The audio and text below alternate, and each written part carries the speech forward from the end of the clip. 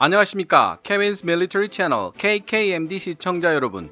KKMD 방송을 제작 진행하고 있는 케빈 인사드립니다. KKMD 커뮤니티 게시판에 알려드린 바와 마찬가지로 2019년 10월 17일 경기도 성남에서 개최된 2019 edX 전시회를 다녀왔습니다.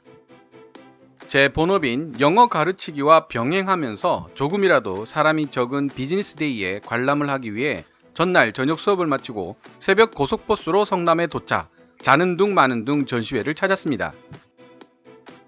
9시 반부터 전시회가 시작되는 것으로 알고 여유있게 준비한다는 생각으로 8시에 모란역 무료 셔틀 승강장으로 향했는데요. 웬걸 사람들 줄이 꼬리에 꼬리를 물고 서 있었습니다. 다음에라도 관람하실 분들을 위한 팁으로 한 말씀 드리자면 무조건 일찍 가시는 것이 좋습니다.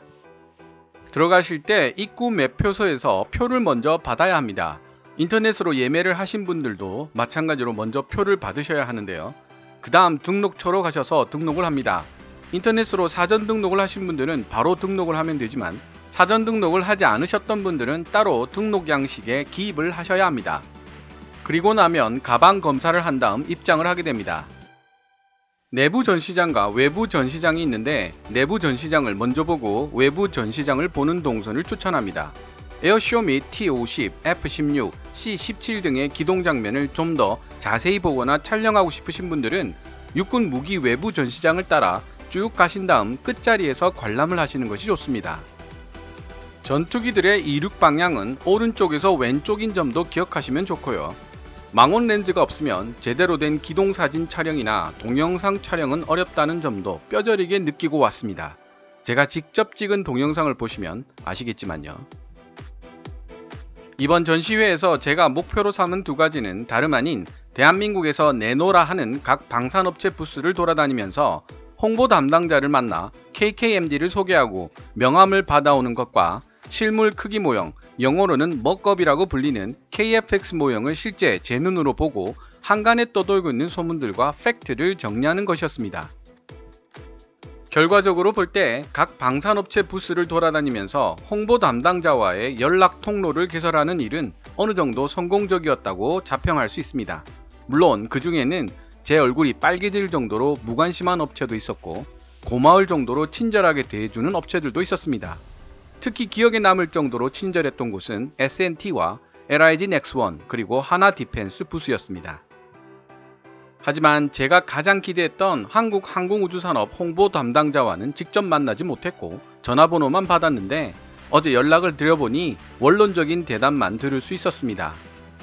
방산업체이다 보니 보안 문제 때문에 많은 정보를 드릴 수 없지만 열린 마음으로 도움을 주겠다는 언급과 함께 되도록 홈페이지를 이용해달라는 대답이 돌아왔습니다.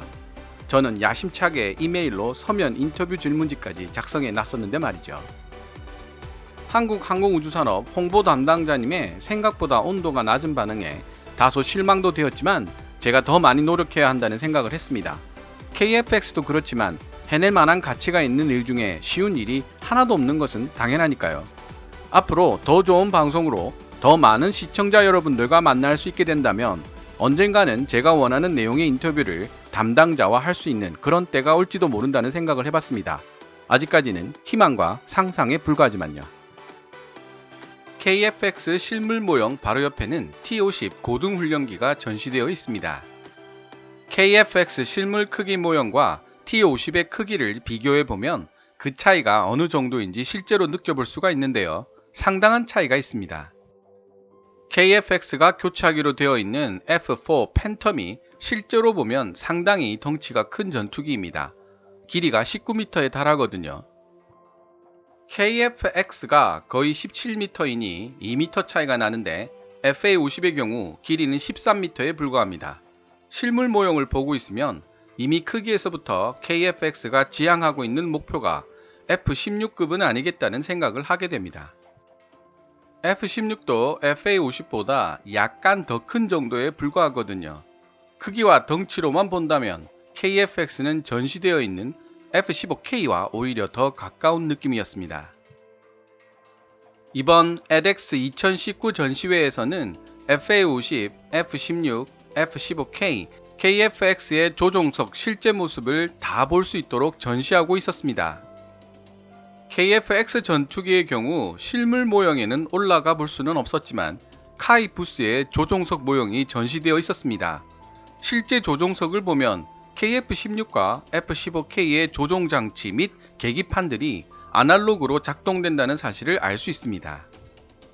영화에 등장하는 전투기 장면에서 보던 현란하고 최첨단적인 디스플레이를 KF-16과 F-15K에서는 찾아볼 수 없었다는 뜻입니다.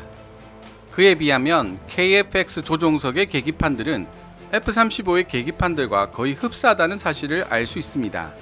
KF-X는 F-16, F-15K와 세대를 달리하는 전투기로 태어났다는 반증이기도 합니다. KF-X 실물 모형을 보면서 제가 가장 의아하게 생각했던 것이 바로 날개 밑에 달려있는 연료 탱크와 아이리스-T도 미티어도 아닌 제3의 미사일의 존재였습니다.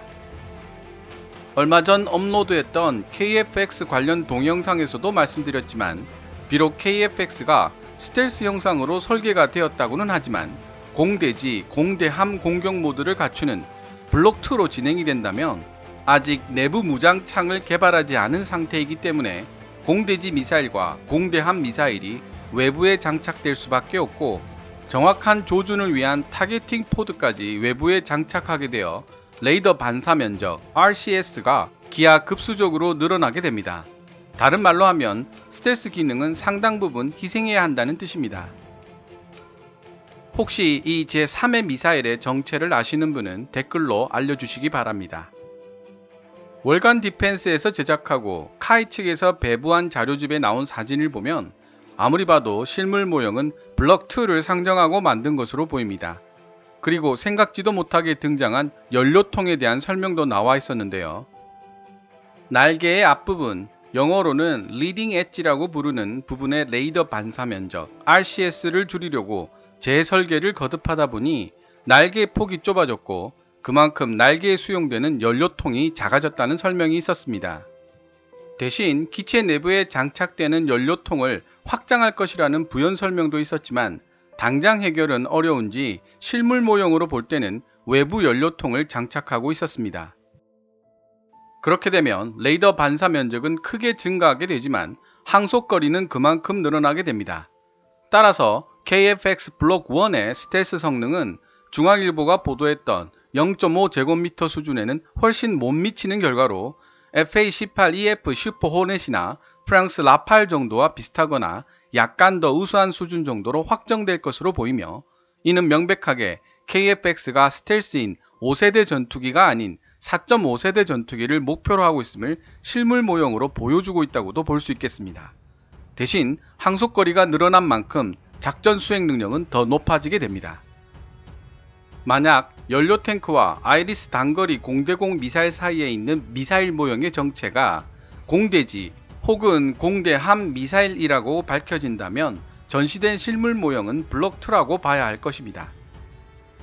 공대공 모드인 블록 1에는 미티어 미사일과 아이리스-T 미사일만 장착되는 것으로 알고 있는데 미티어 공대공 미사일은 KF-X의 배면에 장착되어 있어 동영상에서는 잘 보이지 않습니다. 현장에 있는 카이 직원에게 문의를 했더니 직원들도 블록2에서 공대지, 공대함 모드까지 갖추어질 것이라는 사실만 알고 있을 뿐 다른 질문에 속 시원한 대답을 들을 수는 없었습니다.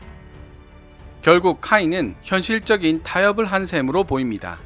2021년에 시제기가 출고되고 2026년경에는 실전 배치를 목표로 하고 있는 상황에서 가격적인 부담까지 지워가며 무리하게 스텔스 성능을 높이기보다는 KF-16을 교체할 수 있을 성능이어야 한다는 대한민국 공군의 요구에 맞는 미들급 다목적 전투기를 선보여 가격적 부담까지 해소하려는 의도로 추측됩니다. 즉, KF-X의 실물 모형으로 미루어 보면 미 국방 전문 매체 내셔널 인터레스트가 생각하고 있는 KF-X와는 한참 거리가 있는 전투기로 보인다는 뜻입니다. 유튜브를 비롯한 여러 언론 매체에서 동부가 최강이라는 수식어를 가져다 붙이기에 여념이 없는 현재 세태로 볼 때 지나친 미화나 환상은 금물이라는 걱정이 또 한 번 뇌리를 스칩니다. 여러 번 말씀드리지만 문제는 반드시 발생할 것입니다. 실물 모형의 연료통 추가만 봐도 알 수 있는 사실이죠. 하지만 이렇게 문제가 발생하는 것을 두려워하지 말고 지금처럼 열심히 노력해달라고 KFX 개발자들에게 부탁드리고 싶습니다. 여러분 뒤에는 KKMD와 시청자 여러분들이 버티고 있음을 잊지 마시고요. 오늘 방송은 여기까지입니다. 지금까지 시청해 주셔서 감사합니다. Kevin's Military Channel KKMD